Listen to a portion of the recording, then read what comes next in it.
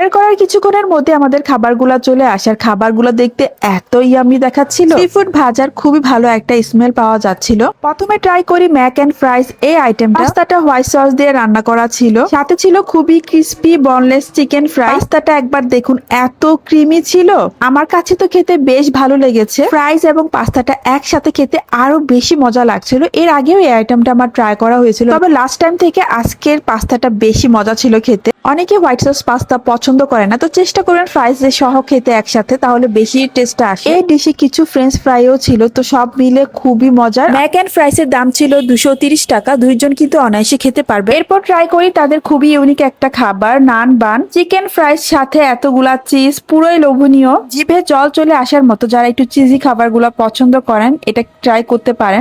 মজার ব্যাপার হলো চিকেনটা ছিল বনলেস।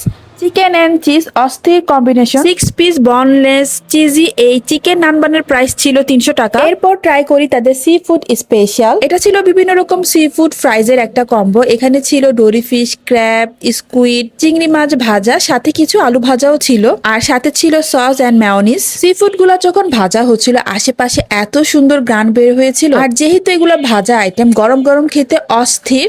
প্রথমে ট্রাই করি স্কুইড, বেশ মজা ছিল খেতে। আর ভাইরে ভাই, কাঁকড়াটা আমার সব থেকে বেশি পছন্দ হয়েছে, এত ক্রিস্পি ছিল, আমার কাছে অনেক ভালো লেগেছে। নেক্সট টাইম গেলে এটা তো আমি আবারও ট্রাই করব।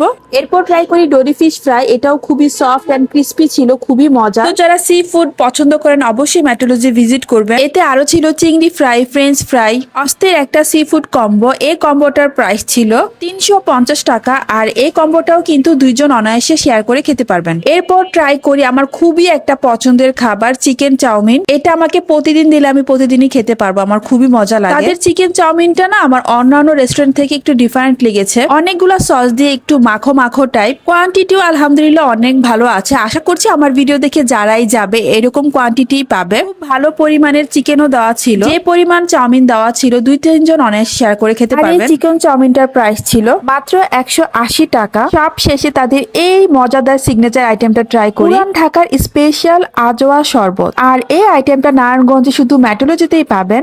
অস্থির একটা শরবত, এটা তো অবশ্যই ট্রাই করবে। এতে রয়েছে দুধ আর সাবুর খুব ঘন একটা বেস, এর মধ্যে বিভিন্ন রকমের বাদাম, খেজুর, কিশমিশ, দুধের এতগুলা মালাই। প্রতিটা বাইটে আমি খেজুর, মালাই, বাদাম পাচ্ছিলাম।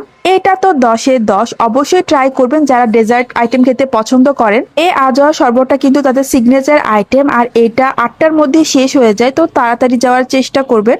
আর এই আজওয়া শরবতটার প্রাইস ছিল 220 টাকা। আলহামদুলিল্লাহ মেট্রোলজিতে এবারও আমার খুবই ভালো এক্সপিরিয়েন্স ছিল। আশা করছি তারা এবং কোয়ালিটি